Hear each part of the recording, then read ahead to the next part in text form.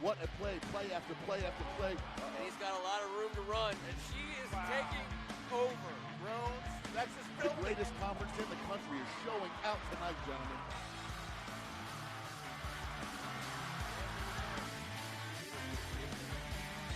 I cannot believe it. That is the greatest football game. Thank you very much for being with us on a Tuesday night. I'm Ken Marangolo on behalf of First Amendment Sports. I'd like to welcome you to the WCAC Spectacular. He's Kevin Zwerka. Hey, you got my name right almost. That was great. Thanks for having me on here, Ken. Hey, if we can't watch the stuff all week, we might as well talk about what happened on Saturdays and Octobers and Novembers in the past. And we got another great guest coming on tonight to talk about some falls of years ago. He's Tim Strachan. To a great discussion tonight, man. I don't know how we're so blessed to have the type of guests that we've been having for the last couple of weeks, man. We really are lucky, and we're all going to go back to a little bit more our era, Kevin. We haven't talked about our era very much, but looking forward to tonight's guest and hearing about some news around the league, my man. Well, there you have it. Out of the gate, and out of the blocks right away, we are going to go to our leadoff segment, Around the League, the greatest league in the land, the WCAC. Heading out over to Hyattsville, that is, where the DeMatha Stags. Oh, you know what? I'll tell you what. Let's start at the Academy of the Holy Cross. They hosted a cross-country meet. 5 schools, 2 races, Good Counsel, Holy Cross, Georgetown Prep, the Heights, Elizabeth Seton. People are running this October, and it is not too soon, I suppose, to get in shape, Kevin. And you know, I think you should take a lot of inspiration from these athletes here, right down the street in Kensington, Maryland. They're fast. Heading on over to DeMatha, we got actually the 2 Iron Falcons, the Good Counsel Weight Room Giants, Louisville and Notre Dame game, meeting at midfield afterwards. Falcons collide in South Bend, Indiana. By the way, I think Notre Dame's going to make the playoffs this year. They very may be playing, and there's not just one, but a couple of WCAC athletes over there. Where we going next, Luke? We're going to go back to Hyattsville, where the Patriots take a loss, but Jawan Bentley, class of 2014, had a huge game, led the team in tackles. That is DeMarco Helms, class of 2019. We've seen him before on the field for the DeMatha Stags. He led his Alabama Crimson Tide in tackles over Georgia. Class of 2016, Tino Ellis recently signed to the Miami Dolphins practice squad. And congratulations to senior Darius Fox, 2020 Great American Rivalry Series scholar athlete. For the MLS, DC United, Adui Atsum, former DeMatha Stag, recently beat a bout of cancer, and there he is scoring for the DC United. That was an awesome moment. If you like local sports and you like awesome stories, one of our guys. There's another one of our guys. Caleb Williams, named to the 2021 NBC Sports All-America Bowl. Tell you what, we're going to be watching him play football for a very, very long time. Over to Virginia Tech, Brian Johnson brushing his shirt off over there in Hokie Land, kicking some field goals in a win over Boston College, and generally speaking, have a very productive season on a team that knows special teams traditionally. That's the Virginia Tech Hokies. And in NC State, Max Fisher, class of 2017. There he is picking up a block punt. Big win for the Wolfpack over Duke this past weekend. Our athletes show out. They do it every week. They do it on Saturdays. They do it on Sundays. They do it on all the days in between. Congratulations to all the WCAC athletes this week showing out. That's Around the League. Tim, what'd you think? I mean, I love the fact that we can not only just talk about the current kids, and we're hoping that they get back onto the field so that we can talk about them in real time, but also follow the guys that we've covered not only in just the last few years, but that we've been following just because we love to keep our pulse on the league and on teams, and certainly from our alma maters, and to watch them go on to either college or pro. And it's just awesome that we can bring this and put it all into one package like that. You know, and Brian Johnson, that kicker in the NC State game, UNC game 2 weeks ago, I think he had a 55-yarder, and then he kicked the onside kick and recovered it himself. Unbelievable plays. We're not just talking about guys that are doing this or that. These are guys that are doing incredible stuff at the next level, and to the current people too, to the cross country, the girls in the cross country. I know Kevin's getting ready to just, maybe run home tonight. I don't know, but he has breakaway jeans tonight with the yeah. cross country gear underneath. So watch out. He might start running any second. Well, what about? Hey, and I know About to run out of this conversation. I know that Luke didn't want to do birthdays, but there are 3 I want to talk about. Okay, all Kevin right. Kevin Hogan from Gonzaga today. Happy birthday, my man. Friend of the show. We need to get him back on and see what he's doing these days, a free agent. Are you doing birthday shout-outs? We're doing birthday shout-outs. Yeah, Mike Jones Oh, boy. from DeMatha had one a couple Happy days birthday, ago. Mike. That's Most importantly, our man, our Gonzaga 1994 correspondent Jeff Clay had a birthday yesterday. My man. all right. That worked. Big Play always has his birthday celebrated in this basement. But we did. We're kind of like a morning drive-in show now with birthday shout-outs. Maybe a little bit of burnt toast and coffee. I think maybe coming up here in a second if I can pull that. How about Bama of the Week? Can we get the Bama of the Week in here? We're gonna Joan. We're gonna Joan. Oh, that was Luke. All right. Well, Kevin, since he put his face up there, we're gonna bring in our guest because I know he's chomping at the bit to get into this conversation. Class of '92, pride of St. John's, former teammate and friend of the show, former teammate of this guy, friend of the show, Mike Brown. Welcome, buddy. Hey, hi guys. How are you guys doing? Oh, you know what? Let me just kick it over to this guy. Just go ahead, because you're calling him the Bama of the Week. I mean, No, never ever. Mike Brown determined who the Bama of the Week was back in the day in the parking lot right there off Military Road. Never would I say that. Do not try and produce this into something that it isn't. This is my guy right here. I looked up to him since '88. I'm not going to stop now. How you doing down in H-Town, Mike? Man, I'm doing pretty good. It's always good to talk to you, little bro. It's always good to talk to you, man. This is fun, man. This is fun. We haven't gotten to see each other in a minute, but Mike and I played together at St. John's. But Mike, long before he was my teammate. In fact, I was the water boy. He was winning titles for the Cadets in '89 as a sophomore defensive end. Fellas, not many guys start their career off as a D end, tight end, then eventually become a wide receiver, running back, linebacker, and a safety. I mean, yeah. The guy was all over the place. T, you remember? He chased you down a handful of times. Man, do I remember. My first start, my sophomore year, was against St. John's. And I may have been able to throw it a little bit, but I was not known for being fleet of foot. And I think Bill McGregor knew that your dad, who was the coach at the time, Kevin, I wasn't going to run the ball. But the first play that we run is a down-the-line option. Of course, I keep it. And as I turn the corner, what do I see? Number 25. Number 25 was the first guy that passed that eye test for me in high school. Mike, you had that body, man. You were huge, and you had athleticism, and you were fast. And I turned that corner, and I know I got out of bounds as fast as I possibly could because I wanted none of that. Man, I think Big John put me in position to be successful, in a lot of those aspects, man. And I just, was in the right place at the right time. A lot of those instances. Well, that's a very professional answer, Mike. But he didn't put you together at 6'4", 225. And the thing about Mike that I loved, the thing I looked up to and respected about you the most was you were nuts, man. Someone took over. Look, the big smile on his face right now. The man loves having a good time. I couldn't wait to get him on because, like I told you, what a great conversation.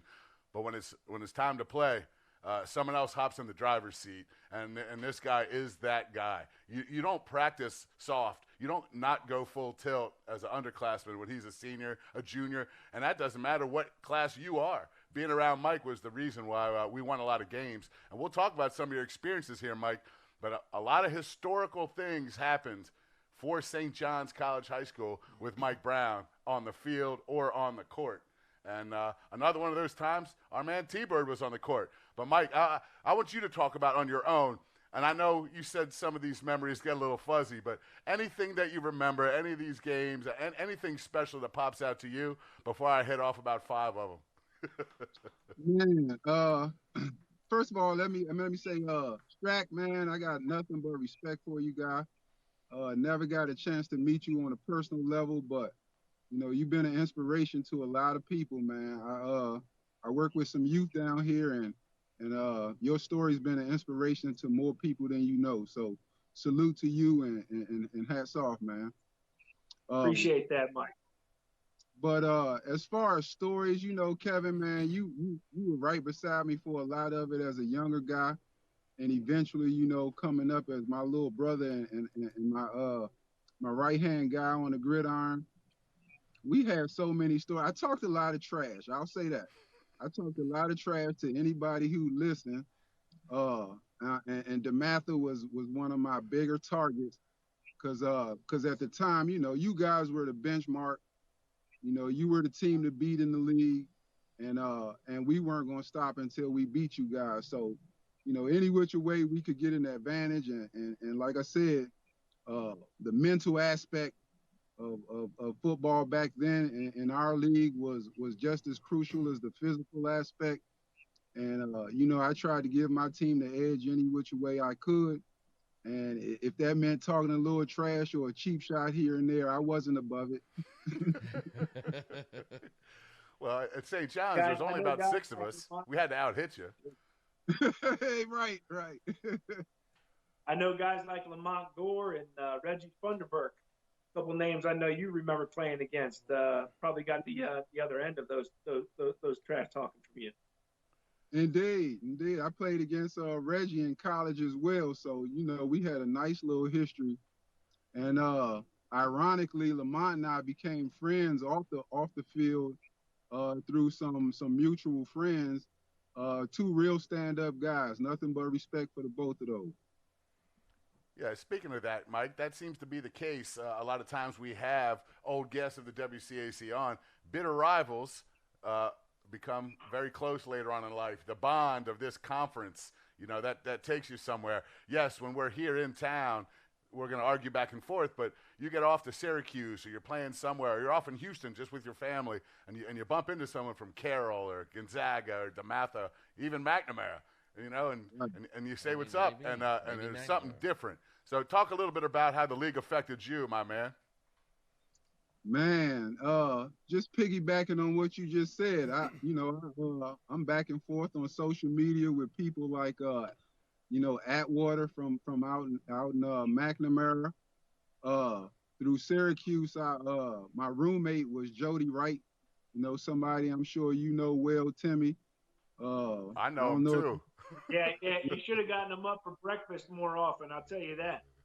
Hey, I was getting breakfast right with him, so that wasn't gonna work. We were roommates, so you know, they put us together, and we lost our minds for a little while. But you know, our league had a number of elite athletes on you know, most of the teams that we played against. And, you know, throughout competition, you gain respect for, you know, your opponent. You know, Kevin will tell you, you know, before we played you guys, I really didn't like you, Tim. I really didn't like you at all. You know, I didn't like anybody we played. We had the mentality of, you know, either you were with us or you were the enemy. And, that's a common thing.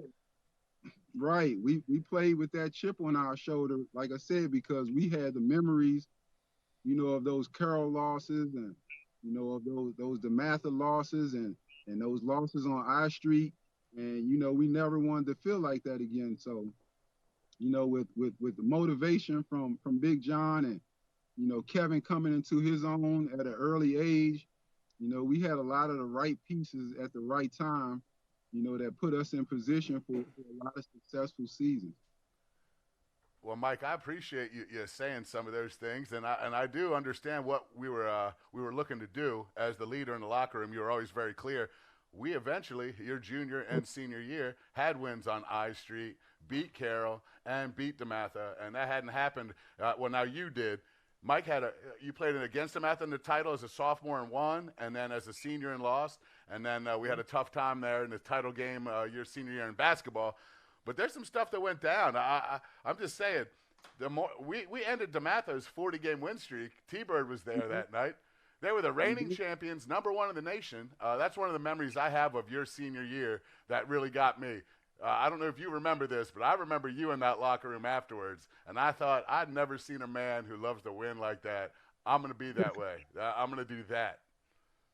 Well, Kevin, we had guys before me, that kind of took their lumps and mentored us and mentored myself, as to what it took to climb that ladder and to will your team into positions of success. Uh, like I said earlier, the memories of those losses, may burn that fire in us so that we wouldn't feel that way again. And that game that you just mentioned against DeMatha was one of those games you remember because you were around. We worked hard. To overcome a lot of those obstacles and be, as efficient as we could be to beat a good team. And to see that happen and to be a part of that, there was nothing greater at that point in our life because that was our ultimate goal, to be champions and to beat the best. And that's what happened that night. Well, Mike, so I wanted to ask you a question because you played big time ball at the next level, and we actually had another member of that fraternity, Marvin Graves, on not too long ago, within the last 2 or 3 weeks, and I want to know about going up to Syracuse and playing in that conference, coming from the WCAC. I always like to find out, when you got there, when was the first time you thought this is going to be harder, or was that thought, when I just came, like you look around the locker room and maybe you think not everyone came from where I came from, maybe I got this, those kinds of moments getting to Syracuse. Well, I saw the cast with Marvin. Marvin's my big brother. He and I's relationship started when I was probably about 11 years old. So I always looked up to him. He always had, some kind words to try to make me better in my teenage years. So, it felt good with him being there already. Some people I knew. I didn't know well Lawrence Moten, but we had spoke before. He's another brother of mine now. We all bleed orange. As far as getting there and seeing the level of play, definitely it was on an elite level. You were playing the likes of West Virginia and VTech, Miami, week in and week out. And when I stepped on campus, you in the beginning, you realize what big time college football is about when you see how business-like, the older guys were. They taught us that at a young age. I never felt like I didn't fit in. I was one of those big confidence guys that felt like, God gave me the gift, to do this. And as long as I put, the work in and put my mind to the grindstone, I was going to be successful. Nothing happened quick. You had to earn every second you got on that field. You had to know what you were doing and you had to be a business person about it. Like I said, I had great mentors, Marvin Graves being right at the front of that line, that showed me what being a grown-up was at the time, that showed me what, taking care of your business meant at the time. We had a coaching staff that had us well prepared, and we had athletes. We had some elite athletes, with the likes of Bucky Jones or Marvin or Donovan McNabb, Chris Gedney, Marvin Harrison. I could go on and on. I named a few Hall of Famers in there. Bryce Bevel. Bryce Bevel, my brother. He was my host on my visit. Dude, did he host everybody? He's everyone's host. Everyone who's ever been to the town of Syracuse is like, yeah, I stay with Bryce. What? Well, this is what it is. Bryce, big heart, God-fearing man. He'll give you the shirt off of his back. Another DeMatha guy. But I didn't know Bryce prior. All I knew of Bryce was how he ran up and down on the field on us that one year. So when I met him, I had a little hesitation, but turned out to be a great guy, showed me a great time, told me, the truth about, life on campus and things like that, uh, poised some poignant questions to me at the time, about the direction I wanted to go through with my career, what I wanted to do post football, and you talking to a 17-year-old senior and whatnot, you hadn't thought about those type of things. But in the time, he was showing me around. He told me, the good and the bad about the situation. So, I felt comfortable going north and going to Syracuse. Uh, in a lot of ways, I feel like that was one of the best decisions I've ever made. Have lifelong friends that I consider family. Have a network that I can call on and talk, you know, get advice about whatever I'm trying to pursue. Uh, it was a beautiful thing, a nice time in my life. That's awesome, man. And it was a nice time to play football at Syracuse. In Mike's 4 years, they were top 20 every year. Yep. Top 10, 3 of those 4 years. There was some serious ball being played up Always there. on TV. And yeah, they were always on TV, and they tied for the Big East title Mike's senior year. I love watching them. I was rooting for every game. I couldn't wait to see my guy getting out there, getting loose on the field, doing everything. And Mike, you did a lot of that. I want you to talk a little bit about what you played there because your stat sheet is ridiculous. I'm talking block punts, punt returns, tackles for loss, pass breakups, interceptions, sacks. So what was your role, man? Well, I mean, in the pursuit to get as much time on the field as possible, you try to answer fill every need the team has. If the coach, had a situation where he needed somebody to fit in, I had no problem with jumping in there and trying to do whatever I could to play more. It just so happened that, once you're on all of those teams, it's hard to get off of them. So I played a lot of snaps on a lot of special teams, a lot of defenses, and it was a great experience, man. It was a great experience because it allowed me to see the game in a lot of different aspects. It allowed me to go out and cut loose and just play my game and go how I wanted to go, reckless abandon at some time. So, if it was an opportunity, I was the first one in line to try to get there and get it. Mike, just listening to you and some of the things that you're talking about, and I love listening to the fact that you're talking less about what you actually did on the field and more about the relationships and the people and the I want to say also that the lessons you learned. We always talk about how sports is more than just sports, and that it prepares you for life. And it just seems like the way that you're talking about all these guys and the things that you learn to learn how to prepare and learn how to be a professional. How have you taken that to the next stage of your life and what you're doing today, and how sports and growing up in the WCAC has helped you to get where you are today? Well, sports, as much as it's about competition, as much as it's about proving yourself in so many ways, physically, mentally, emotionally. And also it's an opportunity to network with a vast number of people that, ordinarily you wouldn't have opportunity to come across. We started this segment earlier about, a couple guys that I played against that, at that time in my life, hate is a strong word, but it was pretty close to that, and today, those guys are my brothers. Like, we have a relationship that spanned 20 years almost. So sports, much like the macro, it's a microcosm of the bigger picture. It's having the intestinal fortitude to overcome obstacles, working as a team, achieving goals, all of those type of things, as well as, dealing with people that are not like yourself. You start to look at things in different perspectives because you have people around who, like you said, aren't from your demographic, haven't gone through some of the things you've gone through.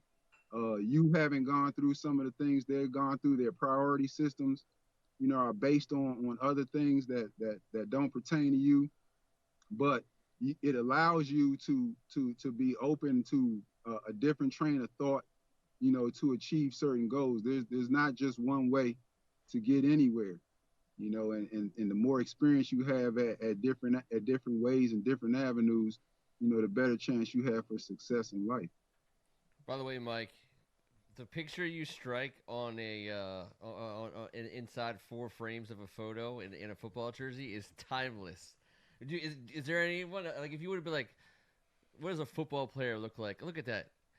Make 26. I mean, that's a defensive. You look like an NFL defensive lineman who just decided to wear 26. But you also look like you can play safety and wide receiver. It's just great. By the way, you got to get that soft lighting package in the Denali. We said we started this segment. We started this segment before sunset. I feel like it's like a security camera now, but that's okay. That's okay. You still look great. It was daylight when we started. It was. It absolutely was. Hey, Mike, you know, a handful of people found out that you were coming on today, and I got a handful of texts. I'm not going to mention any names, but they said, you know, you got to talk to him about the hit. So let me just start it off by saying this. In our part of the world, it's called The Hit. Okay. And it happened in the game, and Mike's going to talk about it. But before I say anything, I just want to say Nick Lopes is a fine, outstanding man. He's been a friend of mine for 35 years. Families are close. I've known him for a long time. What a great guy. This is not a disparaging moment. In fact, he's tough as nails and my guy. Mike, take it from here, man. Man, that was a very big game for us. First rival game against those guys on I Street. If I recall it right, you know, the game was still in the balance. I don't know what made them call that play. I don't know what I think it was Leonard was the quarterback. I don't know what made him make that throw, but you know, the football gods put me in the right place at the right time, you know, and as soon as he caught the ball, he didn't have opportunity to, you know, defend himself, to gather himself, any of those things. Nope. It was a collision. I can't stand here and say that I wasn't a bit woozy and dizzy and all of those things too. But I happened to be the first one to stand up. I was directly behind it. A collision's an understatement. It was the most vicious hit I've ever been a part of in my life at any level, in any sport. And I was the safety trailing the receiver running a slant, and Mike was playing free. I'm the strong, Mike's the free, and I'm chasing. That makes sense. We're in a little bit of a too deep. I just saw the overhang, and Mike had a clear. Mike's visor was lying on the ground. Nick's visor was lying on the ground. There was like guttural moaning. It was like the battlefield. And at first I was celebrating because it was a great hit by us. And then I was just making sure everyone was all right. Those are two of my guys right there. You know, we can be friends with Nick after the game. But that was the pivotal moment in that game. And we came back to win. Mike caught a flea flicker, and we took care of those guys Mike's senior year. Another highlight from your senior year. But I had to ask you about the hit. It had to be discussed. It's told by you told it very humbly, Mike, but it's told in circles around here now. Oh man, there was a helicopter, there was broken bones, sinew everywhere. You know how these stories go after 25, 30. Sure. Mm-hmm. Man, like I said, football is a beautiful thing, and the physicality of it is the ultimate equalizer. You know, and like I said, mindset we had and the mindset that I took into every competition was, this is war. You know, this is war, and they are the enemy. And with that mindset, you know, you don't think about your well-being. You think about the well-being of the team and what you have to do for us to be successful. You know, and if it took me, you know, making every tackle or playing every play, you know, that's what I was going to do. And, you know, I had opportunity out there to sometimes strike a blow. You know, Doc Walker, Mike, was at that game at St. John's where we played you. Doc Walker still says to this day that was one of the most physical football games he's ever seen at any level. Any level. There were a lot of really good football players between those two teams. We ended up meeting in the championship later that year. You know, I had to bring that up because we won it. But there was you, there was me, there was Kevin, there was guys like Darryl Gilliam, Pat Ward, who were Vinny Moore. monsters. We had a guy named Doug Karzewski who ended up getting drafted in the NFL, playing for a couple of years. He was my left tackle. I mean, there was incredible talent, but also very physical play back in the 90s. Just like all football. Very physical in the 90s. Just not as good as the WCAC. That's all we're getting to. But, Mike, I think the ultimate thing is that after all these years, I can give you a call, this weekend and have you jump on and talk with us tonight, just like it was yesterday. I wish I was hanging out with you afterwards tonight so we could catch up real quick. But, hey, let's make that happen next time you come through. Oh, most definite, man. And like, just to jump back on what Tim was saying real quick, guys, I think that's a testament to the conference and the level of athlete that the conference produced. Like you said, in that game, we had a multitude of very talented D1 level and beyond athletes, competing at a high level. Our championship game that year could have went either way. A 7-0 game, there's no reason to hold your head on either side, because that's a battle to the end. Yeah, absolutely, man. Well, we appreciate you hanging out with us tonight, Mike. As all of our guests are delivered to us by Denali Trucks. We're going to working on that sponsorship, Mike. I hope you're in charge of that. You're making sure that's our new sponsor for this show is by any means necessary, GMC Denali. But thank you so much for giving us some time on a Tuesday. It was awesome hanging out with you, and let it not be the last time we talk. Man, I appreciate it, man. Thanks, guys, for having me on. Hey, and before we lose Mike real quick, let me just say this. If you're out there at St. John's and you got your ballot, let's fill it out. This is Golden 11 Pigskin Club. This guy is St. John's football royalty. Listen, they always make smart decisions down there. They're about to do it again. Time for Mike Brown to go into the St. John's Hall of Fame. Woo. Man, let's go. That'll get you home for a party. The party afterwards, exactly. That's what we're doing. That's where the Denali's taking us that night. Yeah. All right, well, he was Mike Brown, Pride of St. John's, class of 92, getting it done for us on a Tuesday night, and we have nothing but thanks and praise, and just, again, as T said at the top of the show, week in and week out, you get an awesome taste of what kind of person comes out of this league that we got, and again, T, guys we got to play with back in the 90s. That's what it's all about. I want to say thank you. Yeah. Go ahead, T. I just to capitalize on that, all the guys that have come on, Mike, Marvin Graves, even guys like Marty Favorette, Coach Malloy. We love to talk about the football stuff or the basketball stuff or the actual sports themselves and some of the memories, but there's bigger stuff coming out of all these conversations, and it's more about how sports have shaped us, have helped us become who we are. That's part of the things one of the things I love most about having all these guys on, and hopefully the young guys that are following our show and in the league now are taking note and following the path of guys that have done it back then and are still doing it now and still attributing their success to their time at their respective schools and in this league. Well, I want to make sure while we got a captive audience, you'll be helping us out a lot. If you hit the First Amendment Sports subscribe button, it's free. You get notifications about when we go live, and you'll get a notification about when we go live in 2 weeks. November 3rd, I believe, is the night we will be hosting none other than Eric Metcalf, Pride of O'Connell, one of the top athletes to ever come out of the WCAC, hands down in that conversation of top 2, top 3 guys ever. We look forward to having him on, and we look forward to shining a little light on O'Connell on the other side of the river. And we have a couple other good, awesome guests to announce, which will be coming in the next week and a half. But we are super excited about what we got going on ahead of Thanksgiving. Luke and Victor and all the good folks at MMD Video, we appreciate you guys. You're crushing it right now. He's Tim Strachan, all the way down in that lower left-hand corner. I'm not up, but I'm here, are. and I appreciate it. Thanks again, Mike, and looking forward to our next show, guys. Come back in 5 minutes. We'll be talking about the Washington football team, and all other DC sports on Thank God It's Tuesday.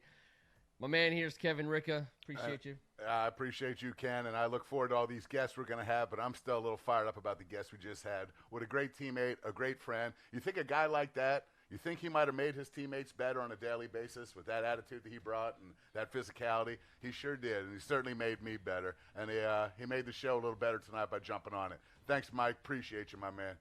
And, hey, I'm going to plug Coach Steve Turner and Coach Casey O'Neill and their show, Oh, yeah. Take a TO over Gonzaga. I think it's a great show, and I think they have amazing guests.